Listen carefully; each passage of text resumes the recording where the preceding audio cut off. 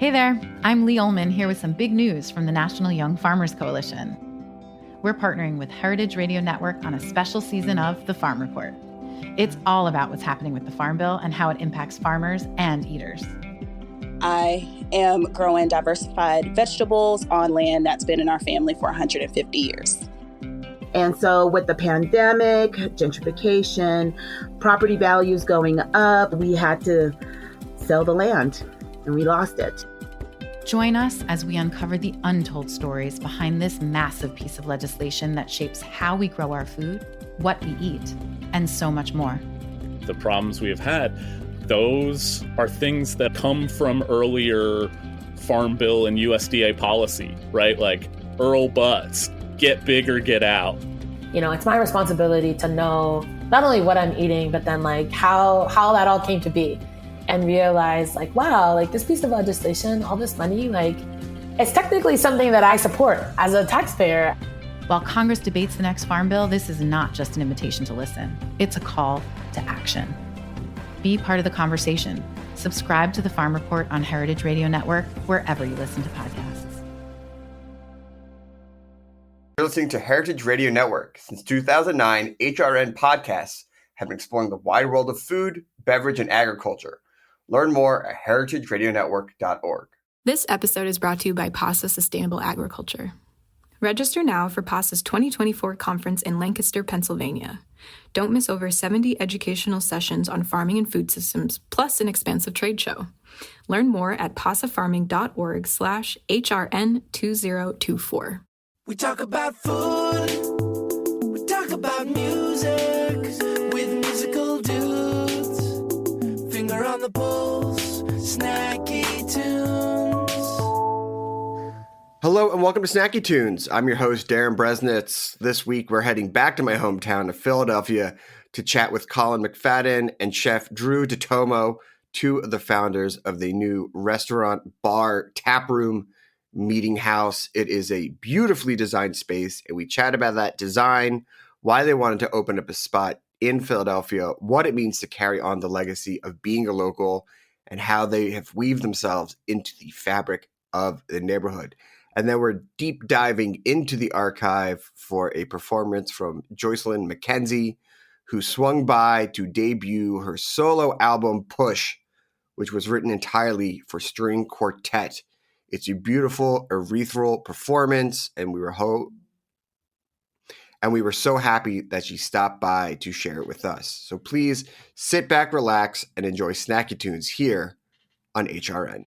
Listen up, the whole world's in the flux of a fever, sent to search and destroy by the ether. Everyone's either breaking up or breaking down. Who'd have known we would both end up smolderingly lonely? Now I've only one thought when you phone me.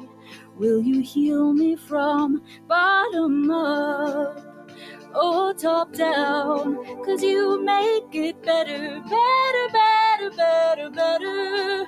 You make it better, better, better, better, better. You make it better, better, better, better, better than it was.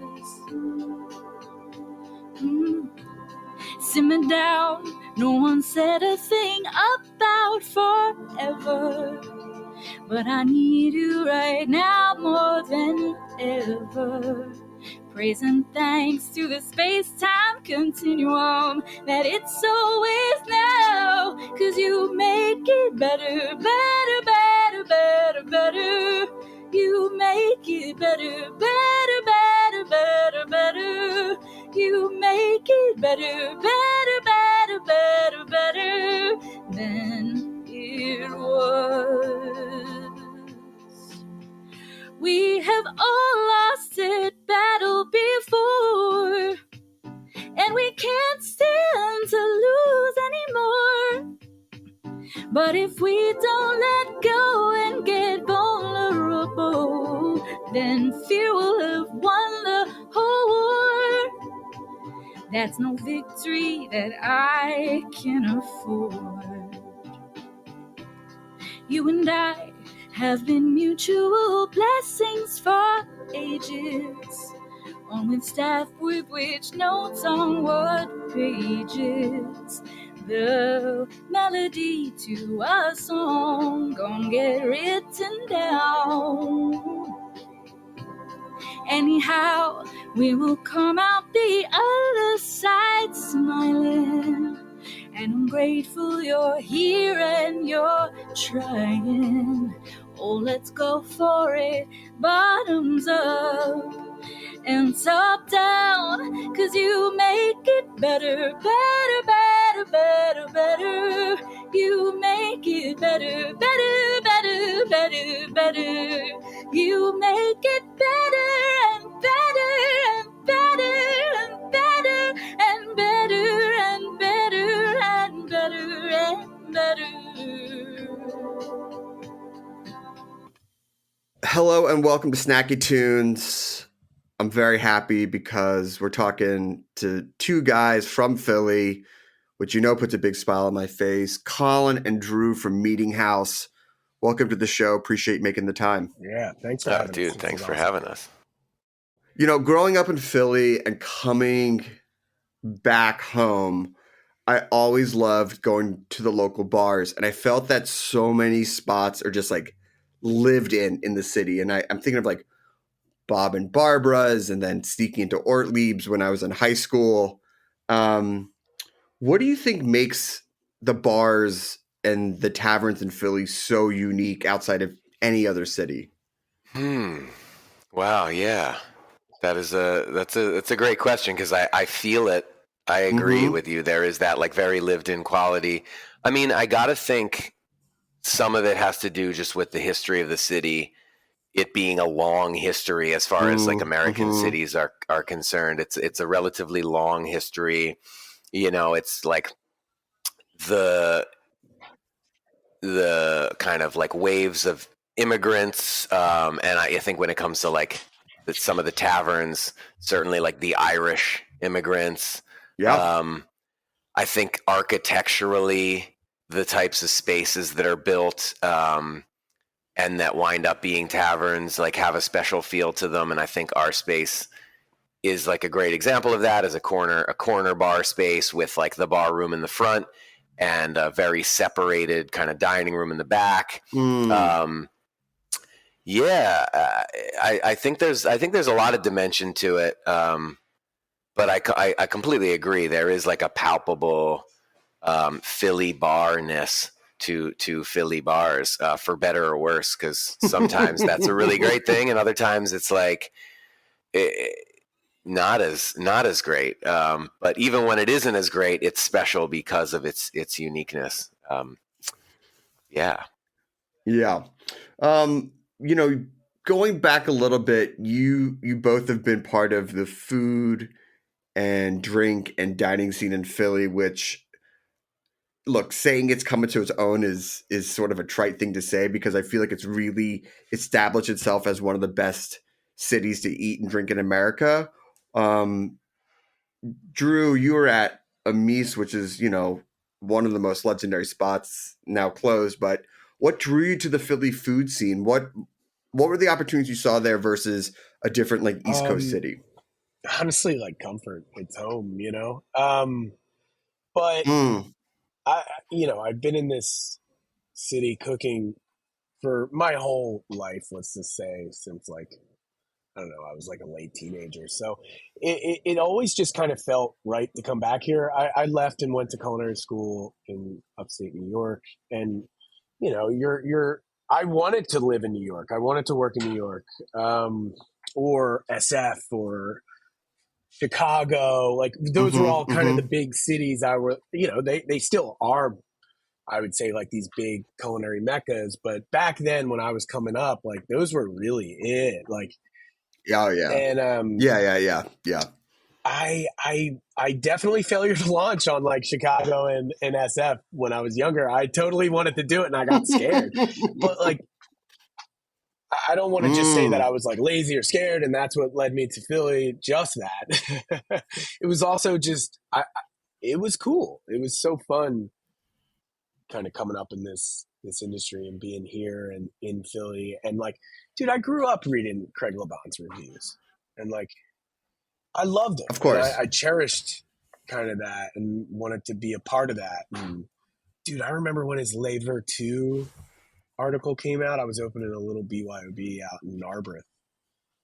It was my first sous chef job, and I was like super psyched, and I was working like hand in hand with this dude, this chef operator, and we like poured over that review like front to back and read it because it was a glowing 3-bell. It was cool, and it was just like really cool to, I don't know, like that resonates a lot with me with this city, and like, you know, there's some reverence to those things that make Philly special. And I think like the Philadelphia Inquirer specifically is like, it's like a nationally recognized publication, and that it was, and I feel like Craig's got some class. Yeah. I don't know. All these things kind of pointed me in the direction of staying here and being a part of it. And, you know, and as networks grow, you just kind of, it feels good. It feels like home, you know, it just, because it is home, but you know, it just felt right. It felt right to stay here.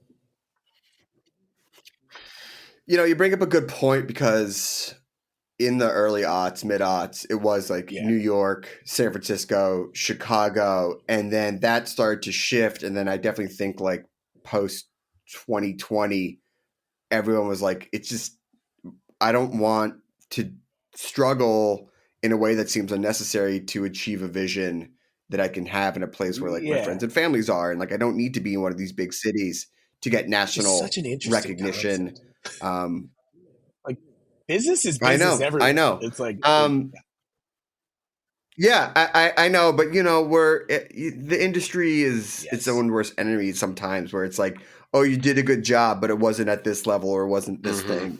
Now, Colin, I remember hearing about Tired Hands before I came back to the city, and it was really like one of the first breweries that I'd heard about coming out of Philly that was doing something different, but mostly because my good lifelong friend, your buddy Sean McGinnis, was working there and was telling me, he's like, there are these guys doing beer in a way that you've never seen before. And going back to what you were just saying, Drew, like, I actually don't think you could have done it in almost any other city than Philadelphia.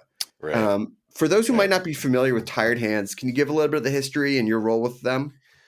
Yeah, Tired Hands is a brewery that opened in 2012 in the western suburbs of Philadelphia, very close, it sounds like, to where you grew up, in a town called Ardmore. I grew up in Bala Cynwyd. In Bala Cynwyd, so yeah, I mean two towns over on the regional rail, and yeah, so it opened in 2012, and you know, I became aware of it about a year before that, and connected with the founder, this guy, Gene, who had been working at like a local brew pub chain called Iron Hill. And he had what at that time seemed like a completely unique vision to me to brew primarily like French/Belgian inspired farmhouse type beers, made with yeasts that he had kind of cultivated himself. And that were unique to this like homebrew operation that he had going, that he was doing on the side. And then these like certain kind of hoppy beers that now we would call like hazy IPAs, but at the time they were just this different way of brewing IPAs. The bitterness was lower than say like a Sierra Nevada, like a West Coast type IPA. And it was much more aromatic, focused heavily on like dry hopping. So it was basically, we're brewing saisons and we're brewing hoppy ales that are delicately bitter and really like juicy and aromatic. In 2012, that was like really kind of unique and special. So yes, I was very drawn to it. I helped them open the original spot. They have several locations by now, but the original spot's this really kind of DIY brew pub type thing. We called it the Brew Cafe because pub felt like too grandiose for what the kitchen did. It was more like paninis and salads and cold foods and things like that. And it had a brewery in the back. So I worked there from really 2011 when construction started until 2021. So it was, you know, 10 year tenure. and worked several roles there, starting, as like a bartender and then working my way slowly into the brewery, which was my initial ambition when I first connected with them, was to get into the brewery. And then, sort of evolved with the company as it grew, and it grew. And by the time I left, my role was director of brewing operations, which sort of oversaw production at the company's 3 production facilities. And, we were doing about 10,000 barrels of beer production annually, which is honestly a tiny amount of beer, but for me felt like quite a lot. And it was, it's all relative. It's all relative. So I mean, I would be remiss if I didn't mention that, like, there has been some issues with the company in the last several years that, like, I really won't get into the details of, that have kind of made my history with them more complicated than I wish it were. I know. But, it is what it is. And, all the mixed emotions notwithstanding, I do owe a lot to my time there, and I met some of my favorite people in working there, and really it's sort of like it laid the groundwork for my my time there, laid the groundwork for a lot of kind of where I'm at now, and informed a lot of my, like, perspective that I'm trying to convey with Meetinghouse. No, of course. And listen, different podcasts are a different time, but there's been a lot of reckonings in the industry that is a more complicated issue than we will give it right now. Because I don't want to take away from what you guys have done. Now, Drew, you were cooking in Philly at this time, and the interesting thing about Tired Hands and the beer scene is that, like, it was pushing, it was wild, it was like, how crazy can we get? Did you feel it was the same way in the food world, that it was just pushing to be not like molecular, but just like how wild can we get on the plate? Philly still kind of has that a bit, which I think isn't always the right thing. I think at that time, like, that's, everybody was trying to make their mark, right? Like, I think, like, what Tired Hands did is they made their mark, and you start falling into that niche and you get more into it, and then you start following the path of success, like, people love this, and you just start following it more. And I think food will ultimately do that. That's, like, kind of the name of the game. But I felt like a lot of that was going on. It was like everything was like a chef driven X, chef driven this, which chef driven means, like, what the bar we're sitting in right now, it was like gastropub, which was like totally like a vibe. And, the Memphis Tap Room was like a chef-driven bar, which was like kind of like a unique experience, and hit Philly hard, and like Philly kind of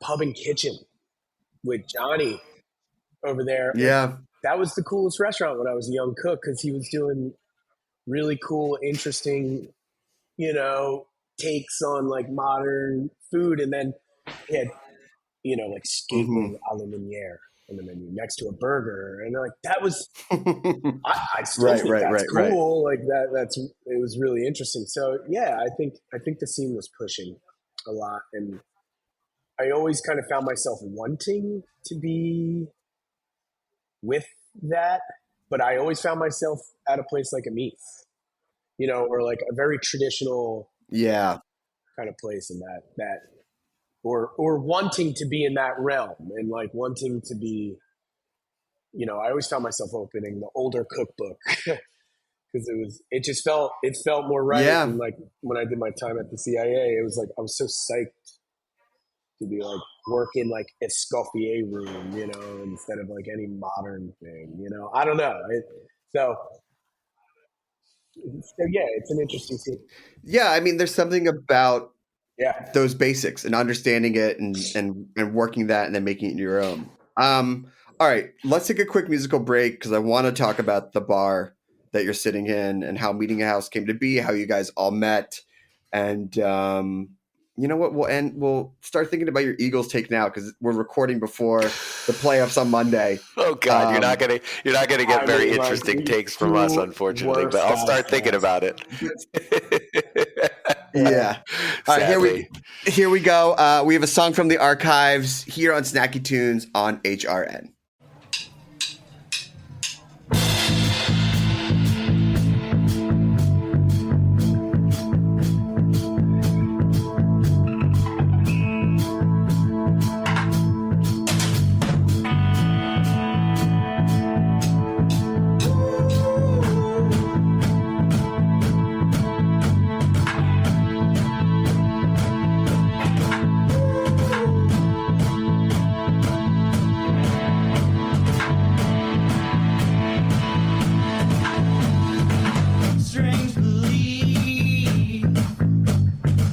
Strange belief in a quiet compound. Strange to dream of the truth with the doubters around. 100 people in a quiet room. 100 people staring back at you.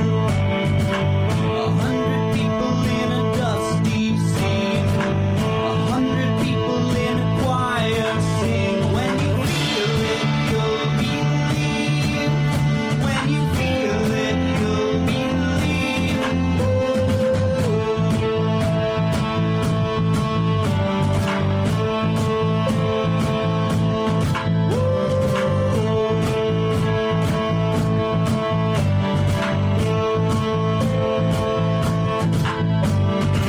Strange belief.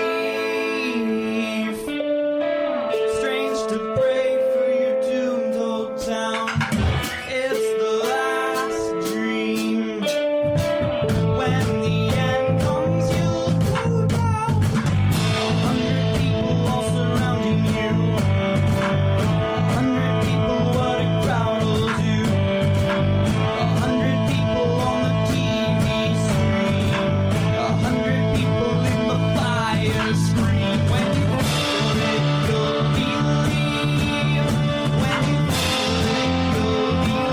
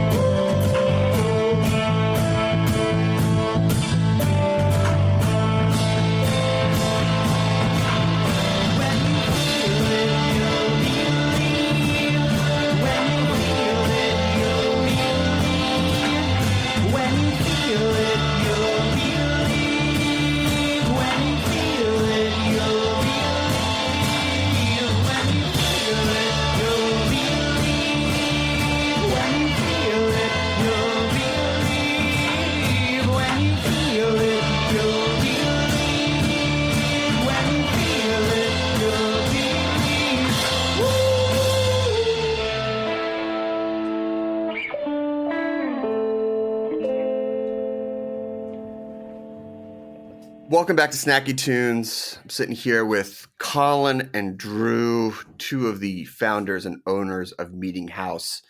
And Drew, you said something about restaurants being so chef-driven and sort of singular in focus as the old trend. Meetinghouse has 4 principal owners, co-founders, which is I've seen as a trend now, where restaurants are opening with multiple partners, multiple people with their own identities and backgrounds. How did you guys not only find each other, but find that you had enough of a singular vision collectively to open up a new spot? A funny question, because me and Colin have known each other for, 20 years? We've been friends. Yeah, I think we're coming up on. We're coming up on 20. My best friend. Yeah. Wow. Yeah. Probably the closest person I am to. Yeah. Yeah. Yeah. I mean, I think it's just like a lot of things when you're, things just happen kind of gradually, and like these connections just kind of happen gradually. But the oldest relationship by far in the group is mine and Drew's. And he, I don't even think I was aware of the fact that like you did culinary VOTEC in high school, and that you'd been kind of working in kitchens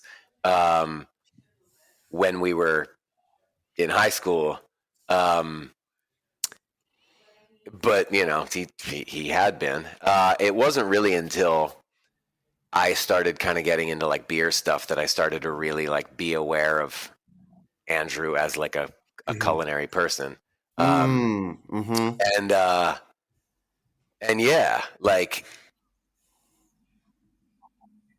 he helped us out at Tired Hands, and like we did some work together there, and that's kind of like when I started to become aware of like the industry as like a thing, as like a culture unto itself, and a way of like kind of looking at the world, and a means of kind of like expression that was continuous with my interest in beer, that they're not separate, that like, and that it's not just about like food and beer pairings as like tastes, it's about like how the cultures around food and drink are not in any way separate from each other unless you force them to be separate, which is like maybe something that I'll dog ear for later, as like maybe some of what we're reacting to. But yeah, so met Drew in like 2003, 2004.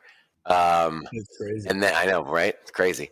And then I worked with our other partner, Marty, at Tired Hands. He had done kind of ops stuff, compliance, insurance, some bookkeeping, like all the stuff. He's just like, he's all the stuff that like people like me and Drew, who are like, ADHD creative people, just simply are not built for. He is like, yeah, dude, I got it. Like he just takes care of it. He is like the God bless world's those people. most like, yeah, exactly. Yeah, like prayer hands all around. I know. So he's just like such a perfect kind of ballast for the other three of us who are by and large like creative people in our fields, and maybe, dare I say, emotional to a fault at times, temperamental at times. He's very steady. And so then our fourth partner, who actually really chronologically in terms of conceiving Meetinghouse was my first partner, is a guy called Keith Shore, named Keith Shore. That's weird. A guy named Keith Shore. Call him that. Yeah, exactly. So Keith is someone who I also met through Tired Hands. He's like a designer, illustrator who did the branding for a Danish beer company called Mikkeller for quite a long time. So he worked for them, I want to say 13 years, and really like their brand is pretty distinctive, and his work is pretty widely celebrated in the beer industry. He created really one of the most distinctive brands in all of craft beer.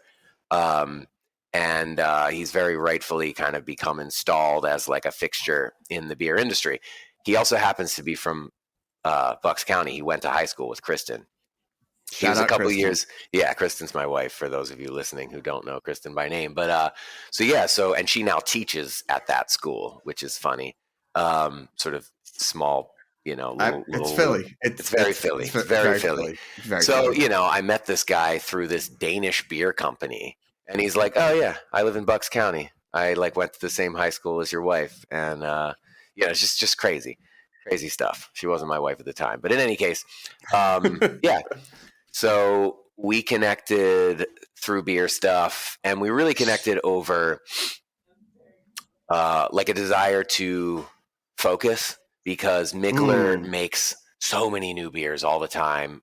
Certainly in like the late 2010s, they were making so many new beers all the time. Tired Hands made a lot of new beers, and we were that was the trend. That was the trend. Small batch, small run. Yep. Yeah. Yeah, and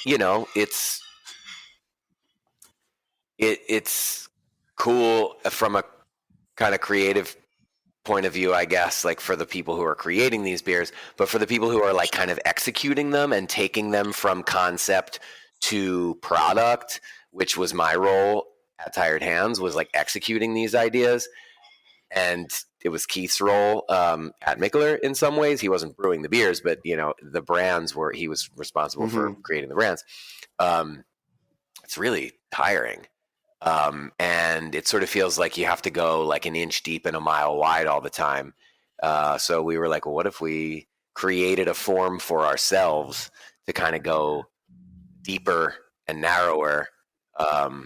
So like simplicity is certainly like an aesthetic element to what we're doing, but the real element is like focus, like the real kind of philosophical element. So in any case, that's the foursome. Sorry to have kind of bogarted that a little bit, Drew, but it's, No.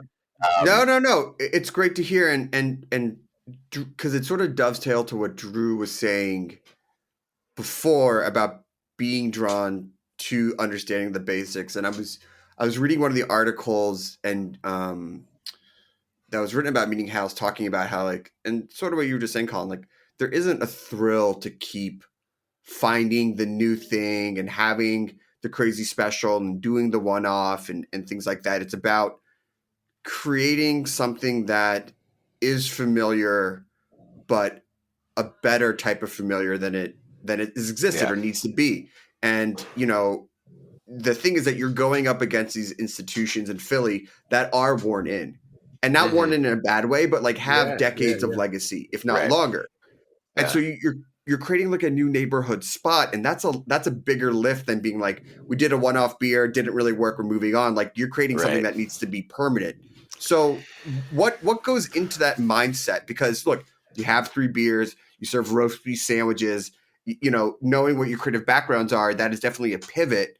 But why? Beyond just saying like, I don't want to just, it's a tiring lift to do something new all the time, but like, why this direction? I mean, I'll start this one. And Colin, the reason Colin is saying that he's bogarting on this, he has more of the answers. He's more eloquent too with explaining them. But Drew, you're doing a great job. Don't sell yourself short. For me, it starts from this like this level of nostalgia that I think when me and Colin started talking about what he wanted to do for his next step after Tired Hands, like it started as us having to force each other to just hang out because we were like not seeing enough of each other, and we're like, shit, man, let's get coffee once a week. Which ultimately turned into us talking about industries a lot because we care about them so much in the process, and then ultimately what Colin wants to do and like how we're going to get there. And I think for me, like at least from the food end of Meetinghouse, is like I'm like looking at the places my dad brought me when I was a kid. Great bars, great neighborhood bars and small restaurants and hangs and Irish pubs, old American Irish pubs. And I'm like remembering the romantic version of the turkey club I had sitting with him. Yes. I promise maybe not the actual version, but the idea of it. The romantic version in my head is so much better. And that's what we're trying to hit is like, going to the Clam Tavern in Clifton Heights where my dad went every year for his birthday and eating the baked clams there. And that's what I'm trying to represent, because at the end of the day, I feel really comfortable in these spaces and it's like a lot, they just rule. And I think like trying to celebrate that nostalgia, trying to celebrate our past and those traditions with both the aesthetic and the food and the booze is what we're trying to shoot for. Yeah, there's something about like nostalgia wasn't as big of a thing for like how I wanted to approach the beer and beverage part of all this. But there is like a certain kind of cultural nostalgia to it in that, and this is a little bit the point that I kind of dog-eared earlier. In some ways, I feel like the 2010s, especially the late 2010s, like craft beer, and that's a term that I use in like quotation marks because I do feel like craft is a slippery term and it's lost its meaning in some ways to the point where you see people who definitively work in what normal people would consider to be the craft beer industry wearing shirts that say fuck craft beer. Right. There's like kind of a countercurrent, but also like to my mind, craft beer is like an era that ended before I got into the industry. It's, you know, Sierra Nevada or Anchor or Victory, even more locally. But regardless of all that, in some ways, those movements took beer and like put it into like a terrarium. You know what I mean? Like took this thing that in its like natural state is drunk in corner bars or at barbecues or whatever, and like put it into this terrarium where you stare at it and you talk about it and you think about it and you tick it off your okay, I had 1 ounce of this beer, so therefore I have no need to have it again.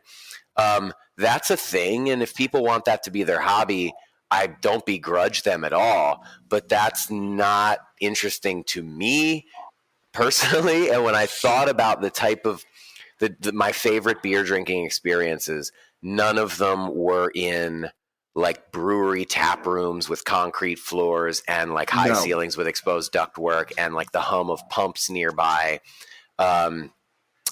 They were in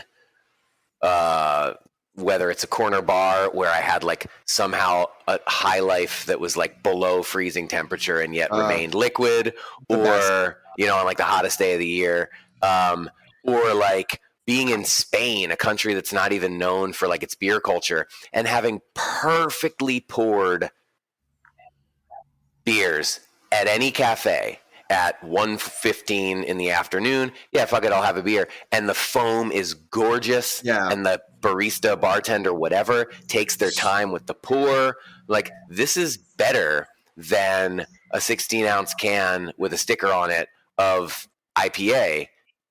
Just to me, this is just better. So anyway, to kind of like bring it all back, for me, it wasn't so much about nostalgia per se as it is like, what if you take the experience of like going out on the limb and seeing like, what can beer be? Like, what happens if we put this crazy shit in beer? What happens if we name this beer this crazy thing? What happens if we make this insanely self-referential line of beers that are like ironic in every aspect? And then you kind of take beer back to like kind of its more natural state. Like, to me, the knee jerk, the reaction isn't beer got too decadent in the 2010s. Beer, fuck craft beer. Let's all drink High Life. I love High Life, but like the beers that I wanted to make weren't just High Life. They were their own thing. Yeah. But they were made with an awareness of those experiences of going way out on that limb. That's very long-winded, but it's all by way of saying that journey in the 2010s was important, but it's not what you mentioned a pivot. This is the reason for the pivot for me, is like, when I really think about what I enjoy, it's not being out on that limb. So, you know, the question is always just like, okay, you made this new thing. Why? Is it better than the thing that existed? I mean, Andrew always says, like, I won't put a dessert on the menu if it doesn't pass the following test. Is it better than a warm brownie with a scoop of vanilla ice cream? And I think the same could be said, you know, for beer, for drinks, for anything. It's like every bar needs to have a million house-made, like brand new invented cocktails. And I'm kind of like, are they better than a Negroni? Probably not. Is it better than an old fashioned, a Manhattan, old-fashioned, any of the above? And, you know, to say nothing of the fact that, like, can these bars make those drinks in a way that does them justice? It's probably a mixed bag. But in any case, sorry, that was way off. No, way better. No. And listen, you got to go out to realize that maybe what you like is home. And I think that if we all hadn't gone on that journey, I would say 2005, 2006 through the 10s with like food and drinks. Right. I don't think a lot of us would be back here being like, I just want the best version of something that like looks simple, but a lot of craft goes into it. Right. Now, beyond the food, beyond the drink, I think, Colin, getting back to what you said, it's like the place where you want to enjoy these needs to be a place that feels like home and a place that feels comfortable. Yeah. So what went into the design? What goes into the music soundtrack? Like what goes into like the aesthetics of Meetinghouse? And why did you want it to match, I guess, this ethos that you were just talking about? Yeah, well, this goes back to, I alluded to the fact that initially, my first of these three partners was Keith. He and I were trying to open a brewery, like a brew pub. I always maintained that like a food and hospitality element was very important to me, that if I was ever to open a beer thing, it would have to have a food and hospitality element because of that like terrarium thing that I was talking about. Like I wanted these beers to be served in a specific kind of environment. And so we were like, all right, we're looking for funding to buy a bunch of stainless steel process equipment and move into a space that can handle that and that can make beer. We're looking for 3-phase power, and we're looking for a garage door and all that kind of stuff. And ultimately, we're looking for a scary amount of money. So we sort of walked up to that line, like to the point where we were looking at a space in South Philly that was a 5,000 square foot rectangle with like 3 garage doors. And I know the spot.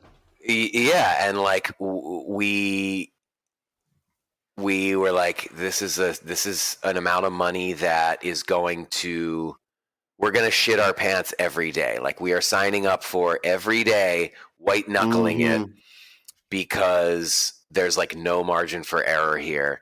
And it's going to be hard to take this space and make it into the type of space that I want. This lived in pub kind of space. Like when it comes to the brew pub that we were trying to create, the pub part was at least as important to me as the brew part. And right around the time that prospect was seeming not that smart, this space that was then the Memphis Tap Room, it was like we were made aware of the fact that it was potentially going to be available. And Kismet. Yeah, I know, right? Someone had mentioned it to us before, but we like weren't ready to entertain it as a real possibility. I was still very much in the like puritanical, I need to own my own equipment to make these beers myself, and on some kind of brewer dogma about like, whatever. Yeah. No, whatever. That's you shedding your 2010 skin. Exactly. And then when we heard again, hey, it's still available, it like hit our ears anew. And I was like, yeah, you know what? Fuck it. First, we were like, maybe there is a way to make some small amount of beer on the premises and supplement it with something brewed on contract. And we ultimately abandoned that and decided 100% of the beer should be brewed on contract, just being practical. So anyway, so that's kind of how we came to have this space. And the space does to come back to your question about like the environment, the space does so much of that work for us. We got to move into a space that has been a bar since 1935. Our neighbor down the street, her family, her great uncle bought this bar in 1935, and her family ran it for like, I think like 60 years up into the mid 90s. And we have these incredible old pictures, and it's just this great corner space. It's got these glass block windows that you could kind of see in the background there, where Andrew was sitting. And, it lets in a lot of great natural light. And, the back bar is really, really old. I had heard that it was originally bought from a Sears catalog in the 30s or 40s. And it's like, it's simple but elegant. It's kind of got a subtle like Art Deco feel to it. And then the dining room area is kind of like nicely separated, and the ceiling height drops and the floor height kind of raises. So you get this kind of cave effect. Yeah. And then there's a side door that I think originally would have been the women's entrance because men hung out in the bar room. Sure. Men only. And it's just like the space does so much of that work for us. So because a lot of like where we're coming from is this like reverence for older things, you can call it nostalgia, but like I like to think of it as like reverence and acknowledgement and recognition.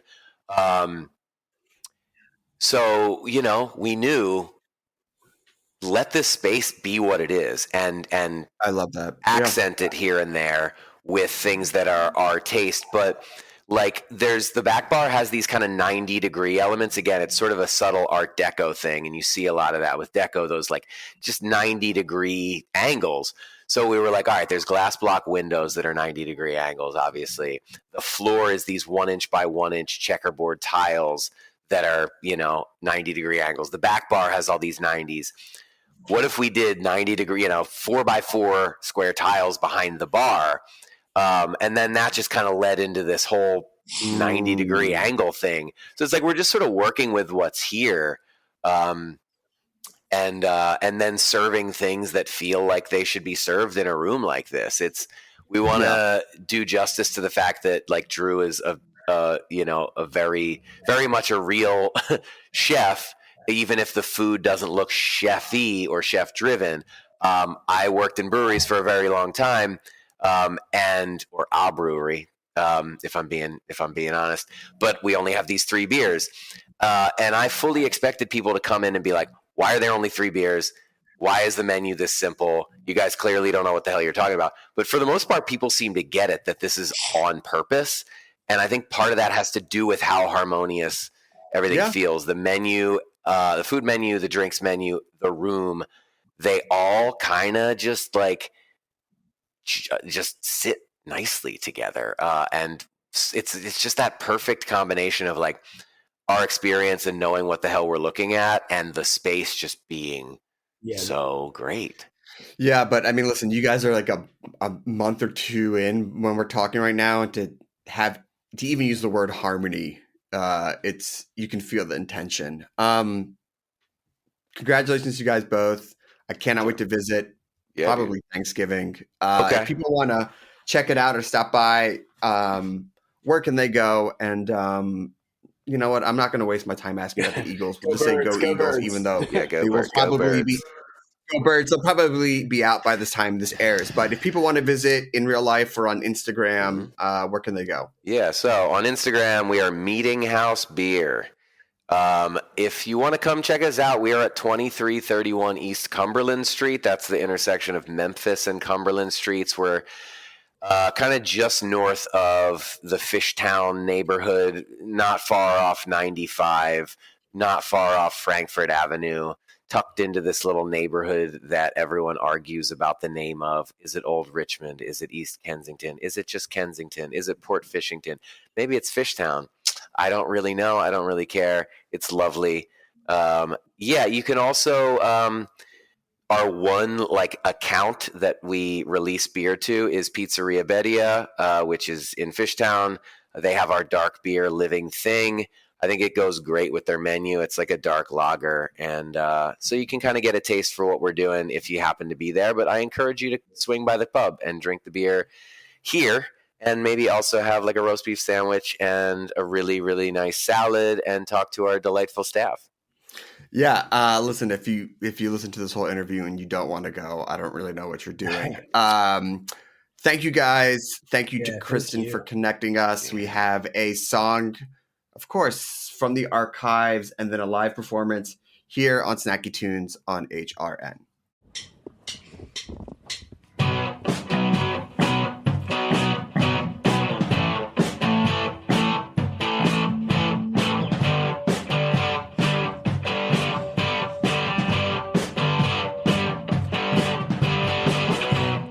Got her hood, she's running through the forest.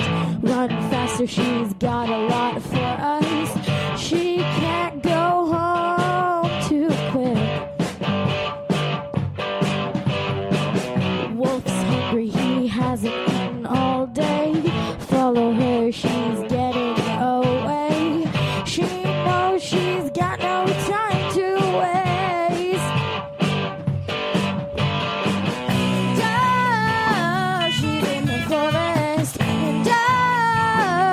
Coming for us. Whoa,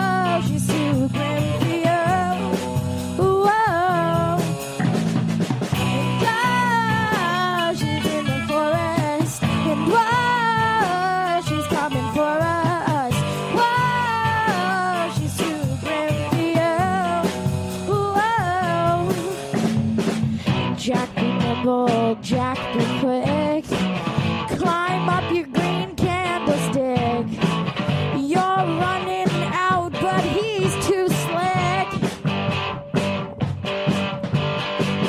Jack's got your things, he's robbed your house, but you're too slow and he's gotten out. That giant's got one big bone to pick.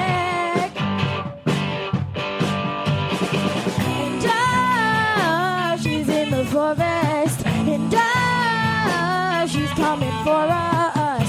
Whoa, she's too grim for you. Whoa. And she's in the forest, and she's coming for us. Whoa, she's too grim for you. Whoa. Jack and Jill climb up their hill. Don't waste your time. No, don't stand still. I'm falling fast. I can't stand up. We're two, but soon we could be one. And Mom and Dad don't want us home. And Jill, she's stuck inside a hole. And Jack, he's really down on his luck. And fairy tales, they're getting old. The creatures in them, they are cold.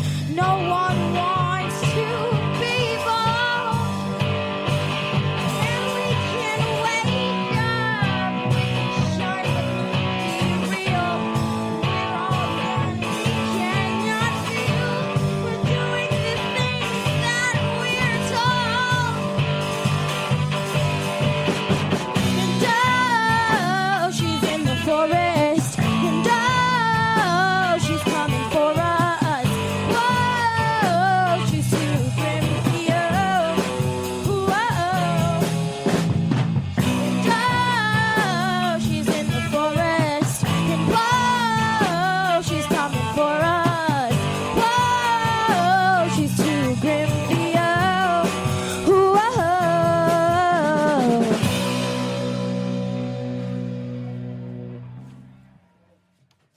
Want to cultivate farms and food systems that nourish, heal, and empower? Register now for PASA's 2024 Sustainable Agriculture Conference. Discover resources, services, and products at our expansive trade show and explore more than 70 educational sessions on climate-smart practices, food justice, soil health, and more. Featuring a dynamic lineup of speakers including Reginaldo Hasle Marroquin, farmer and founder of the Regenerative Agriculture Alliance and CEO of Tree Range Farms, and Reverend Dr. Heber M. Brown III, pastor, community organizer, and founder of the Black Church Food Security Network. Find your community at PASA's 33rd Annual Conference in Lancaster, Pennsylvania on February 8th through 10th. Register now at pasafarming.org/HRN 2024. That's PASA farming.org/HRN 2024. Hello and welcome back to Snacky Tunes. We have Jocelyn Mackenzie back after an 8-year hiatus. You were on previously with Pearl and the Beard. Welcome back to Snacky Tunes. Hi, Greg. How are you? It's been a while. Yes, I think it's like early 2013 when we last spoke. I was actually searching in my emails, and I think you're 100% right. So your memory is fantastic. Oh, I cheated. I went back and listened to our episode, and I have two notes from there. One is you gave full eye contact during all of your performances. Was that a good note or like a avoid this woman kind of a note? I think it's just a note. And then the other thing I had is I remember your episode particularly because the three of you, you and your two bandmates, were just so charming throughout the whole thing. And I have nothing to say to that. It's Charm City, USA over here. So for those who want to take a quick pause and go back to episode 146 in our archives to hear kind of the prologue to this, please do. But in the interest of putting a button on it, how did the band wrap up? Well, thank you for asking about that. Pearl and the Beard, we had so much fun together. You're right. And, we enjoyed charming the pants off of each other. It just turned that we had been at it for a really long time. And, when you get into your 30s and you've been, a band for almost a decade, suddenly, you can find yourself wanting different things. So we all just were in different places with what we wanted out of our lives. And the best decision for everyone was just to part ways. And so now, Jeremy, our guitar player, he has a lovely wife and family with a beautiful child. And Emily, our cello player, she, is still making tons of music. Jeremy is too, actually, but Emily had done a lot of cello playing on Broadway, and she was doing her thing, and as well as, of course, writing and improvising. And I've been working on my album really ever since then. So we all stay in touch. We're all good friends. We just that just wasn't what we were doing as a group anymore.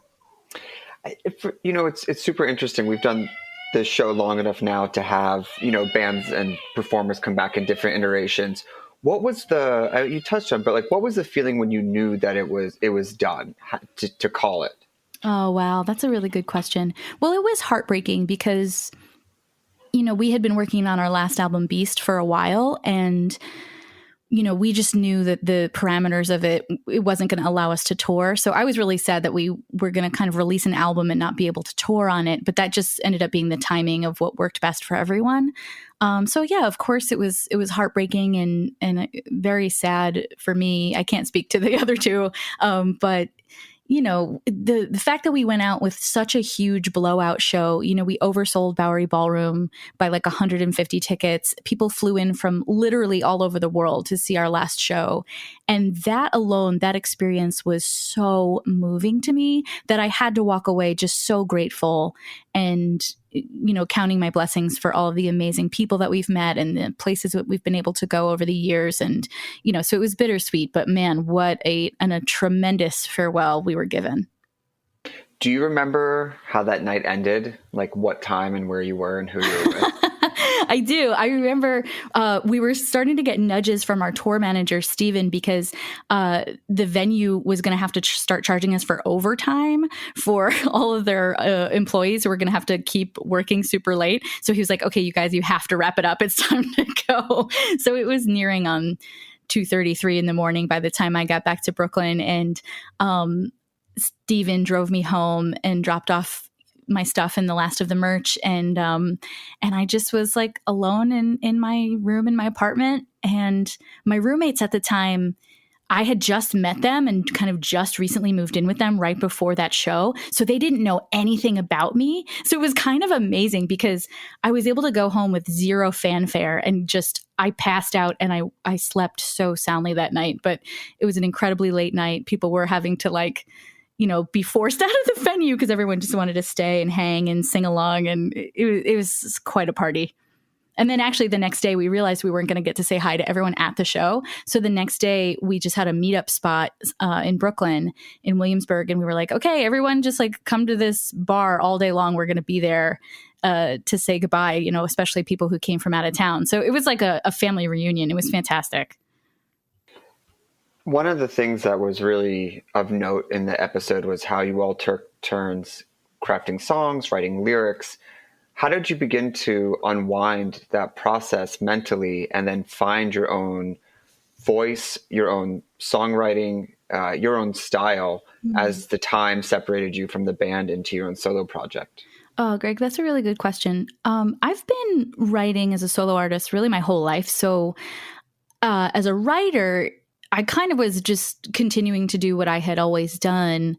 Writing with Pearl was its own experience because, I would have my songs that I would write on my own, and then we would come together and have our own writing process with the three of us.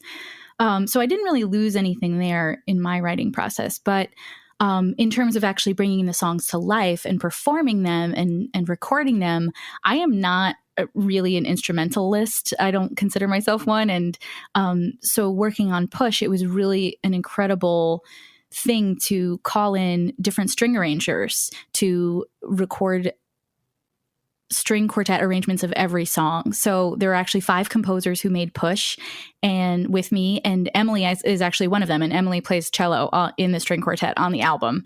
So she was hugely integral to the process of making this. And yeah, so it was just amazing to get to, have these songs kind of in the bank and then hand them over to the composers and say, do whatever you want with them, and then give them back to me. And that was an amazing collaboration because I got to just, again, like let go of the reins, and then whatever they got back to me, that's what it was. I made a few changes here and there, but for the most part, we kept it pretty much exactly what they wanted to hear. And it allowed this collaborative voice to shine in a way that really supported me as a writer, but gave the songs completely new life. Did you find that any of the songs changed meaning when they got handed back to you? Oh, yeah, absolutely. Absolutely. Particularly the Brave ones, which I'll play a ukulele version of shortly. That song, when I handed the demo off to Sam McCormley, who was my kind of right-hand man on the project, he was my co-producer and wrote 4 of the string arrangements, and he did all the beats on the album. That demo was really like chirpy and, kind of upbeat and this melodic little number. And Sam turned it into this like dark, swampy, minor key beast of a song. And it just blew me away. Like it totally gave it a new personality to me, which was such a powerful moment. But yeah, we had a lot of moments like that on the record, which was great. Can we hear a song? We can hear a song. I was just talking about the Brave ones. I wasn't going to start with it, but I can. Yeah, let's do that. Let's do that. I'm going to just adjust my mic, and I'm going to do my little trick and put a little reverb on this so it sounds extra nice. You hear Perfect. That? Very nice. Oh, yeah. Here we have Jocelyn Mackenzie live on Snacky Tunes.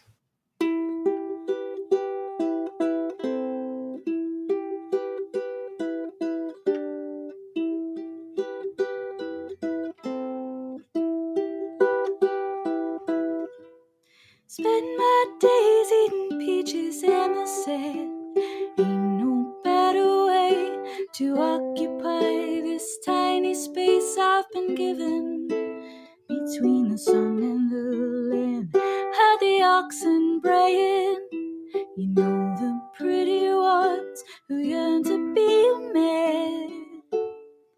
I said, well, it is not half bad.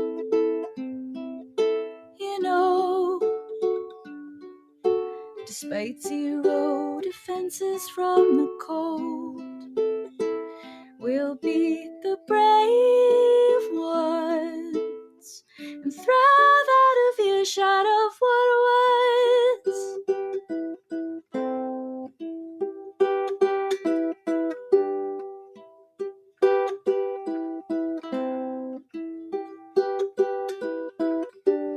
Fell into a depression in your head, a pilgrim's palmistry, the arc of head and heart and crow's feet aside.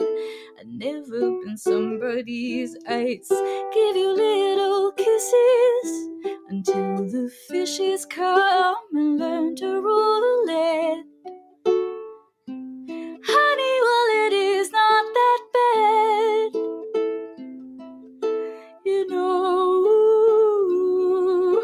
Despite our greatest efforts, we get old. We'll make depraved love. I have a geisha in my love. We'll be the brave ones. We'll be the brave ones. We'll be the brave ones. We'll be the brave ones. We'll be the brave ones. We'll be the brave ones. We'll be the brave ones. We'll be the brave ones. We'll be the brave ones. Monday come and you shave my head again. That old domestic rhyme, an orbit end, and you babushka arrive. A century of silence gone by. Little Julia, I'll take you fishing by the reservoir sometime. Your brother, your cousin, some peaches and mine. The dream of love will happen in the snow. We'll be the brave ones.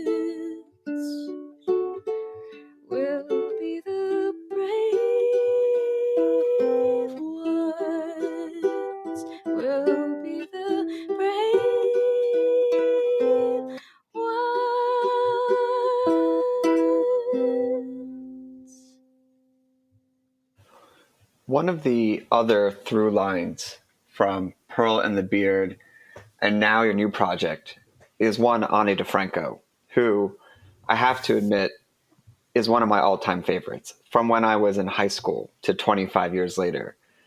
I believe Pearl opened up for her and then she joined you on your EP. How did the relationship form?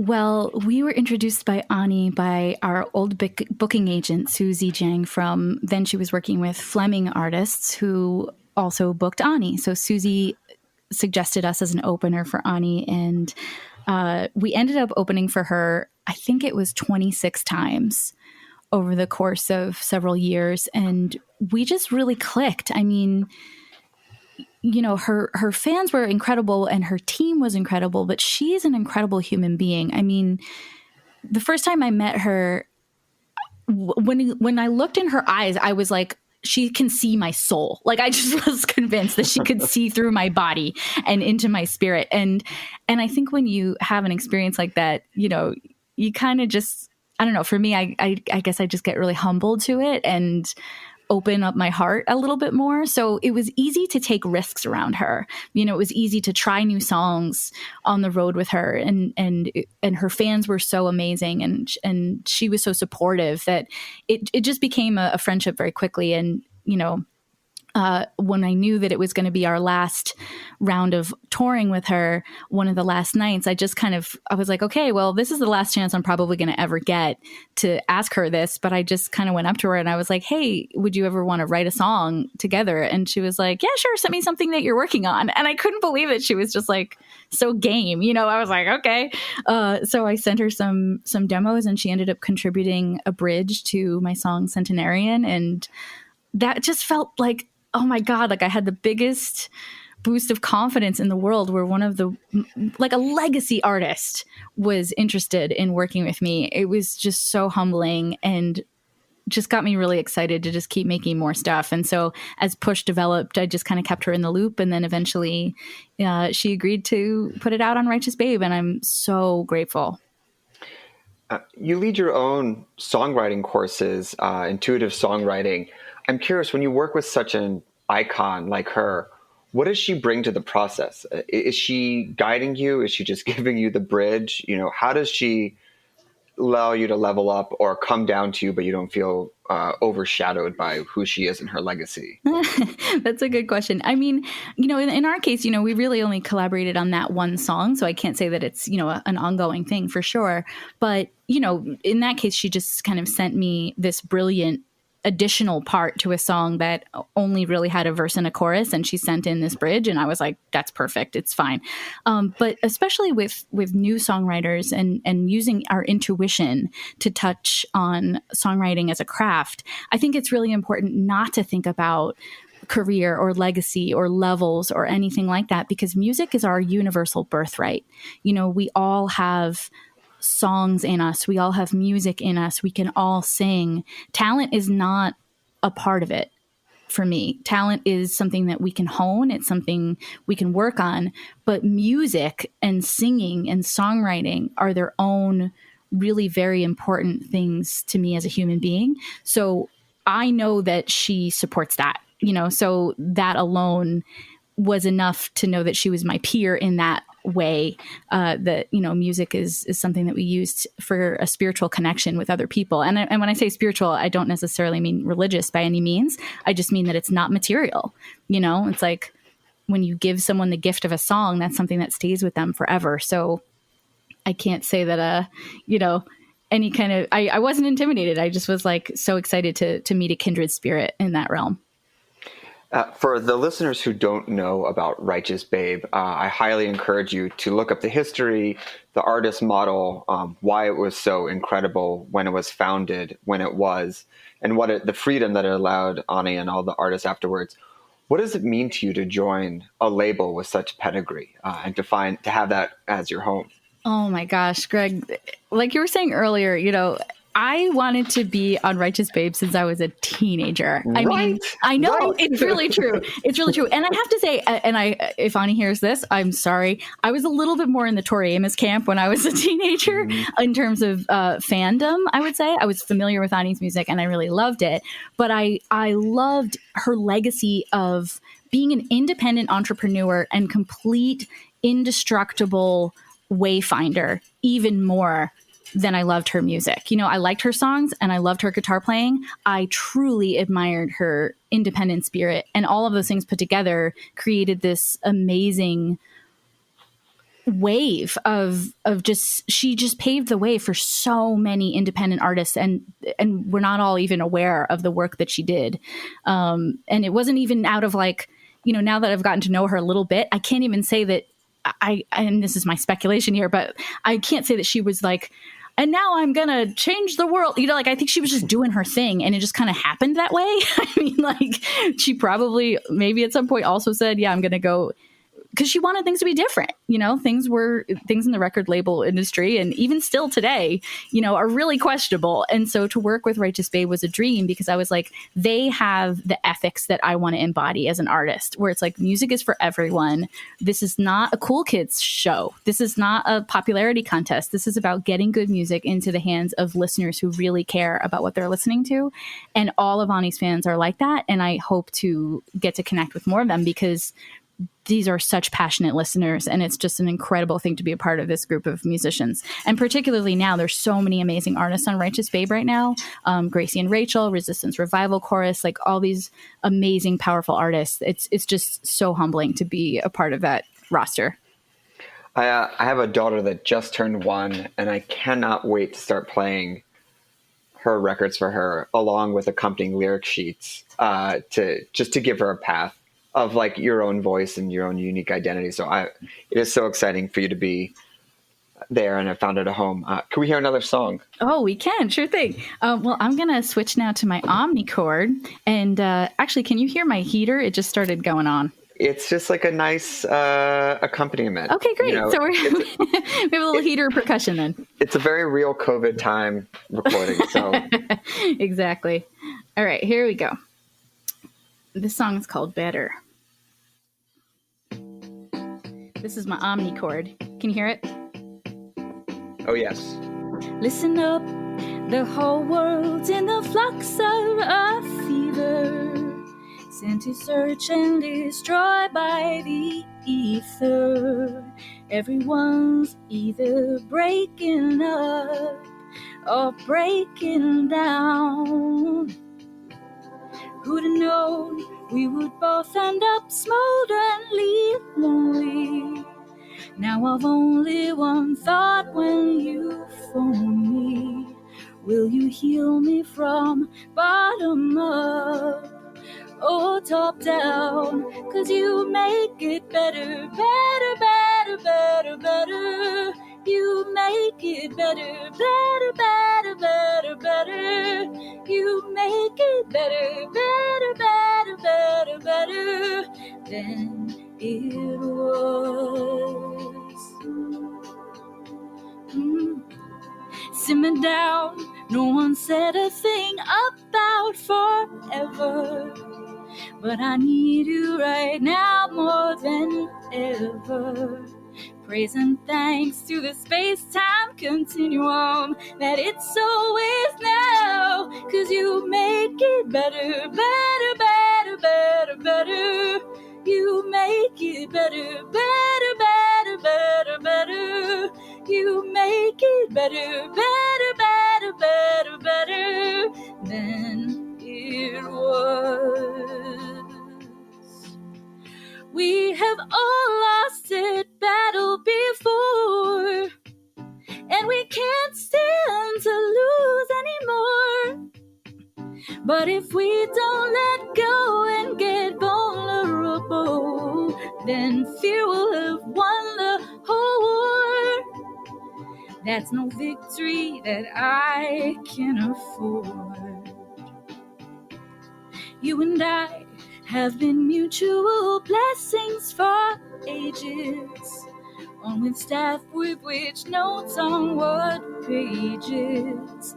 The melody to a song gonna get written down. Anyhow, we will come out the other side smiling. And I'm grateful you're here and you're trying. Oh, let's go for it, bottoms up and top down. 'Cause you make it better, better, better, better, better. You make it better, better, better, better, better. You make it better and better and better and better and better and better and better and better.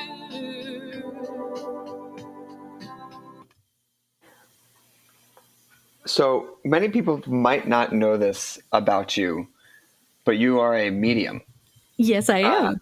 And I had to look this up because I knew the word clairvoyance, but I did not know the word clairaudience. So can you explain to people what that is and how you use it in your songwriting practice? Oh, thank you so much for asking. Yeah, so psychic and medium are kind of two different things. Psychic is really talks about the extension of our physical senses. So in the same way that, we see, hear, touch, taste, smell, we have extensions of these senses in kind of an extra sensory way. So like clairvoyance is equivalent to like I saw a vision, right? And you hear that, people talk about that. But when you would hear someone say, "Oh, I heard a little voice," or a song came into my brain out of nowhere, that's called clairaudience.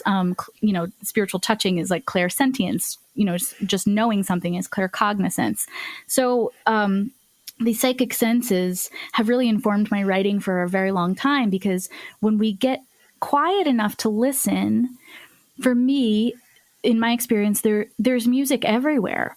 So I'm really just kind of listening to what is already there and then trying my best to go through a physical process of expressing it out loud.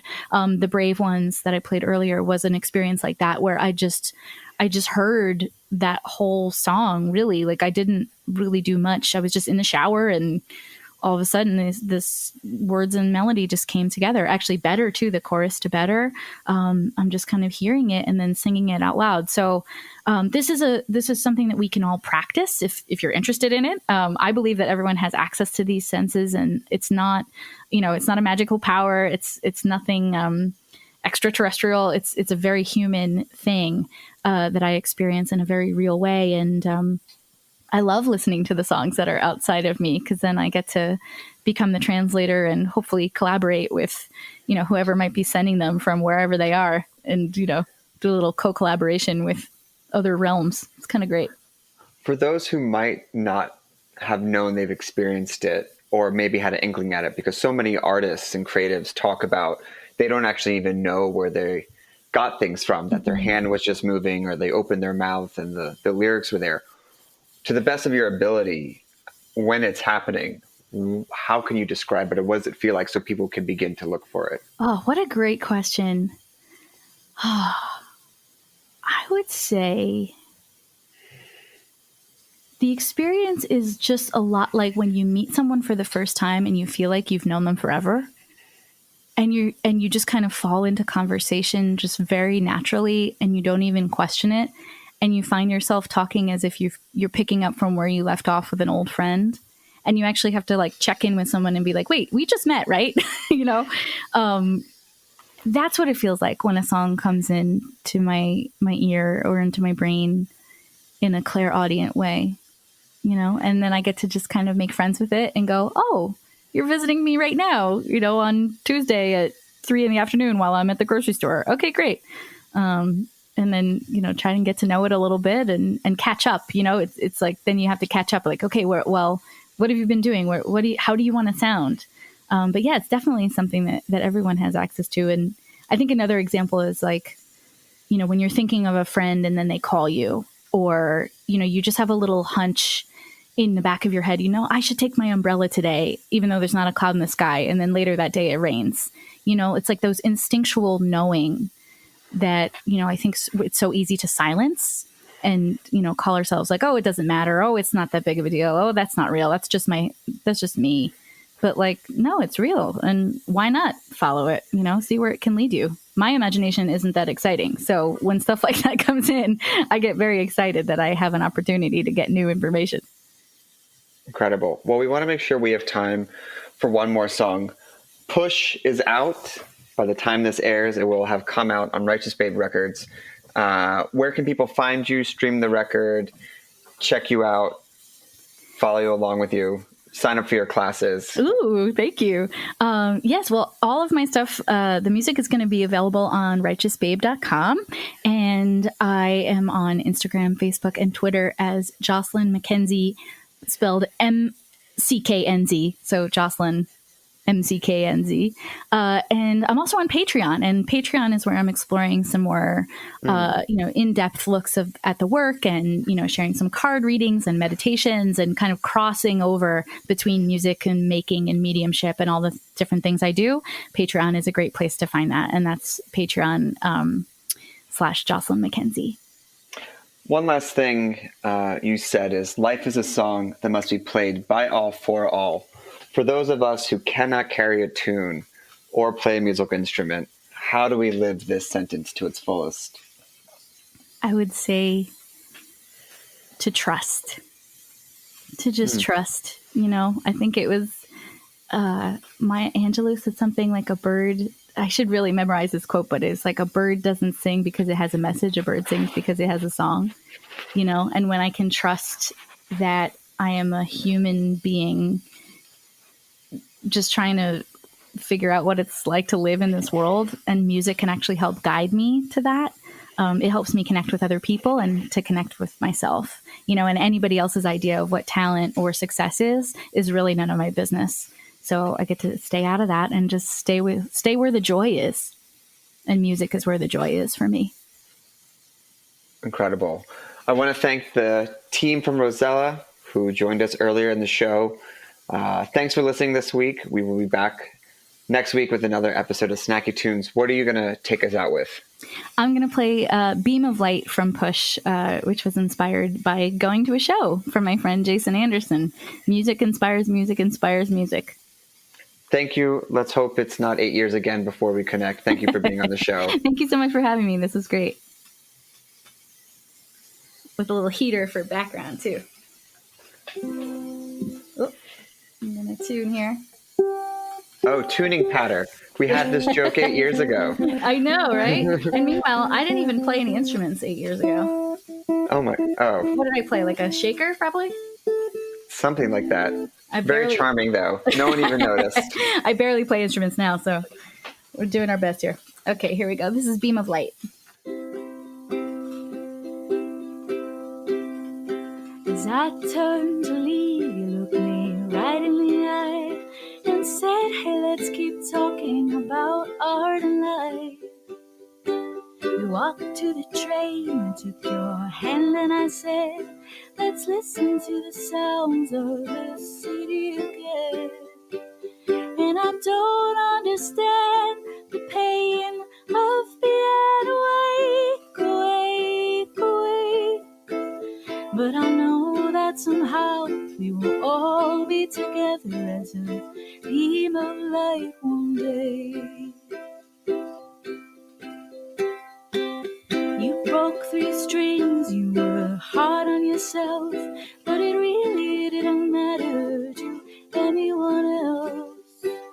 You shared truth, love, and hurt, you shared weird light and dirt, and it all made the pattern of my favorite quilt. And I don't understand the joy of being awake,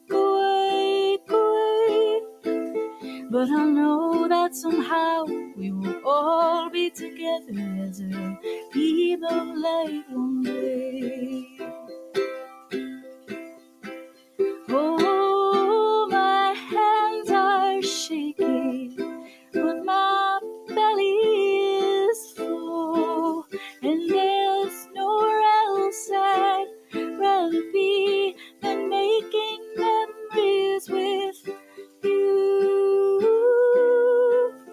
You're the king of the misfits and the heartsick vagabonds and the latter-day scholars who all get along. Of course we'll remember, and of course it will fade. A story as sacred as it is profane. As we all bear our chest to the thick orange sky, we will never be the same.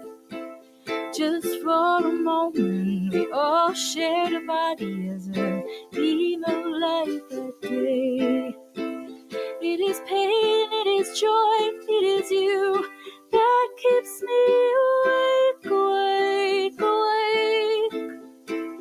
You are the love that will hold us together as a beam of light one day.